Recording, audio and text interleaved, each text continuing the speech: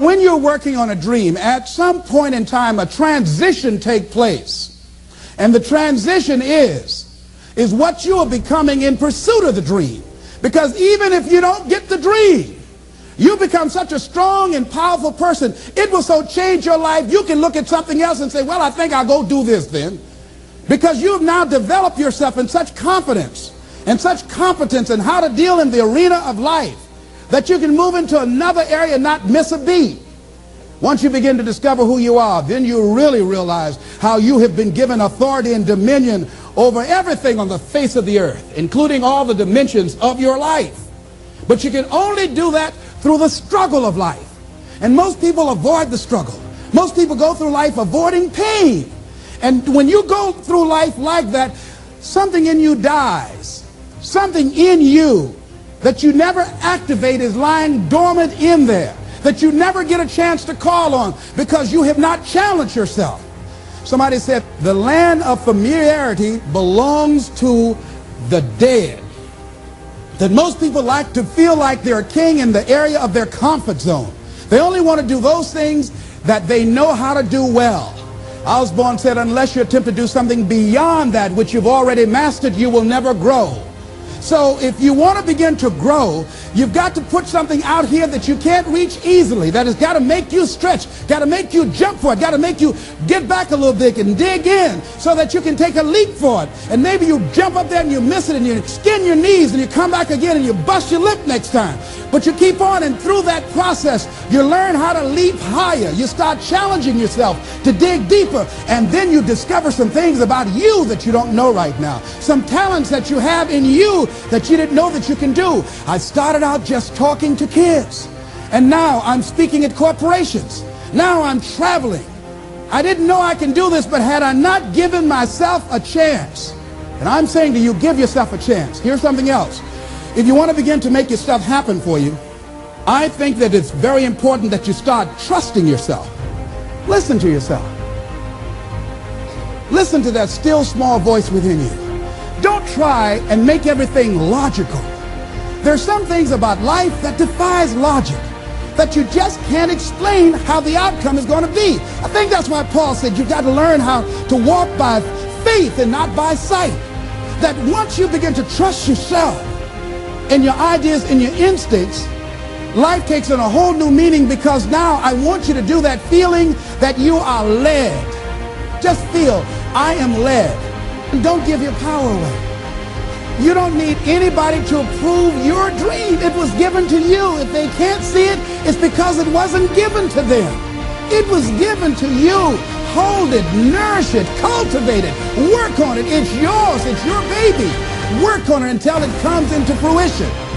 I gave away my power, and I said, I'm not going to do that no more. Here's something else for those who make it today. Do what you know is right. Treat people like you want to be treated. Don't try and take any shortcuts. Don't try and cheat. Pay your dues up front. I believe, ladies and gentlemen, what goes around comes around. You can pay now, or you will pay double later. So do the right thing. There might be a tendency sometimes, because of the negative part of our consciousness and our own programming, for us to want to say, well, I just do it this time. It won't matter. Won't nobody know. Ladies and gentlemen, everything matters. And you know you're somebody. You know. I'd rather lose out on my dream doing the right thing than to cheat trying to make a shortcut to get to my goal. I want to be able to look myself in the mirror, and that's what you want to do. There's no saying, judge a man not by what he does, but by that he doesn't have to do.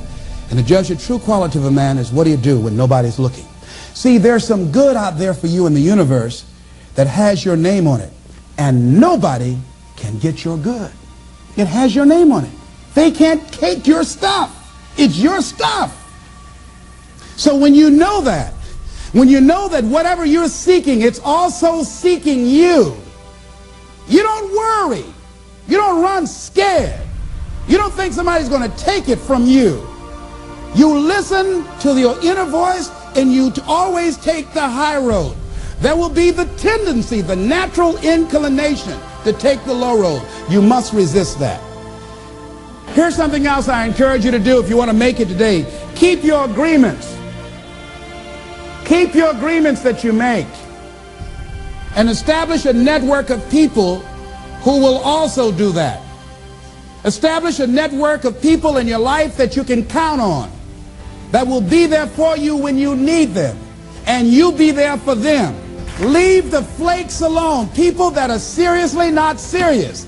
And if you're surrounded by flakes, that tells you who you are. Here's something else. 3 P's to have in your life. In working on your dream and doing your life work, you must be patient, persistent, and positive no matter what. Be positive no matter what, because when you are negative, ladies and gentlemen, you're sending out negative energy and you're blocking your good. So don't send out any negative energy. Don't take it personal. See, a lot of people have an idea or a dream and they give up on it. No, don't do that. Work your dream until it gets hot. See, most things don't happen as soon as we think they should happen. The messenger of misery might drop in on you and say hello. Murphy's Law might come by and thump you on the head. Any number of things can happen to interrupt your flow. It's okay. Don't take it personal. Just acknowledge what's going on. It's called life. And keep on working on your dream. Continue to keep on knocking, because this is your life. This is what you love. This is your passion. Step back. Don't judge it. If you judge it, judge not yet, lest ye be judged. Why? Because when you judge it, you invest emotion in it, and that emotion could be anger, and guess what? That hurts you. That doesn't hurt anybody else. So what do you want to take yourself out early for by internalizing things? Shakespeare said, nothing is neither good nor bad, but thinking makes it so. So judge not according to appearances, but right judgment, and feel that everything is going to work out for you, because you're patient, you're persistent, and you're going to be positive no matter what. Don't allow other things or people or circumstances to determine what your reaction is going to be. So don't allow people to determine how you are going to respond to them or circumstances. Learn to look at it. Look at your life right now. If you want to keep on getting what you're getting, keep on doing what you're doing. You've got to be willing to change your ways. Your life is working. If you don't like what you have produced, you're a director, you are the star, you wrote this script. You produced this, whatever it is. If it's a hit, you produced it. If it's a flop, you produced it. Take ownership of it and decide to go back to the drawing board and rewrite the script that you are the star of. You have the power to do that. On this day, you can declare that I'm going to change. As you look back on your life, you can decide that I don't like what I produced here, and I want higher ground.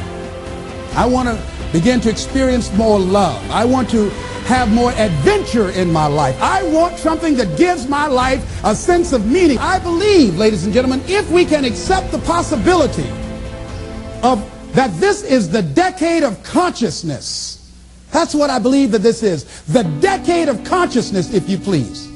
A time where we can begin to create in folks' minds the idea, the possibility that we can create a more humane society, the possibility that we can create more love, communication, and understanding in relationships, the possibility that we can create a drug-free America, the possibility that we can create the kind of respect for diversity and difference in our multicultural society, the possibility that we can begin to develop the mindset to bring out the best in people, to encourage them to achieve their greatness and support them in their dreams, that if we can, in this decade of consciousness, to begin to see and envision that happening, and that we all can play a role, that we were born for such a time as this, that we showed up for this, that we survived 1 out of 9 million sperms, and we've been chosen for this great work. What an exciting time to be alive.